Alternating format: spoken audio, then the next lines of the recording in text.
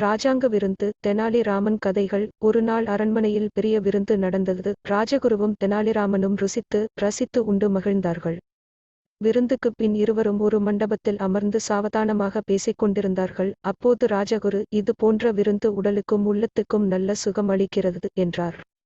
இதை கேட்ட தெனாலிராமன் அவரை சீண்டி பார்க்க தீர்மானித்தார். உண்பதை விட உண்டதைக் கழிப்பதில் தான் தனிச் சுகம் இருக்கிறது என்றார் தெனாலிராமன். ராஜகுருவோ சற்று முறைப்பாக, ராஜாங்க விருந்தை பழிக்காதே ராமா, இது போன்ற விருந்தை உண்பதே தனி சுகம்தான் என்றார். தெனாலிராமனோ, கொண்டதை விட கழிப்பதில் தனி சுகம் இருக்கிறது என்பதை நான் ஒரு நாளைக்கு உங்களுக்கு உணர்த்துகிறேன் என்று கூறி அங்கிருந்து சென்று விட்டார்.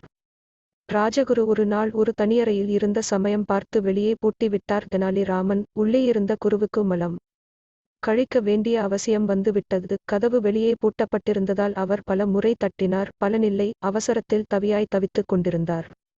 அவரை நன்றாக தவிக்க விட்டு கொஞ்ச நேரம் கழித்து ராமன் கதவைத் திறந்தான். அவர் வேகமாக வெளியே வந்து கழிவறை நோக்கி ஓடினார். சிறிது நேரம் கழித்து வெளியே வந்த ராஜகுரு தெனாலிராமனை பார்த்து மூச்சு வாங்க பேசினார். அப்பாடா ராமா, கழிப்பது தனி சுகம்தான், ஒத்துக்கொள்கிறேன். ஆனால் இது போன்ற விபரீத விளையாட்டை இனிமேல் செய்யாதே என்றார். தெனாலிராமன் தான் சொன்னதை செய்து காட்டிவிட்டதை நினைத்து இருவரும் அடக்க முடியாமல் சிரித்தனர்.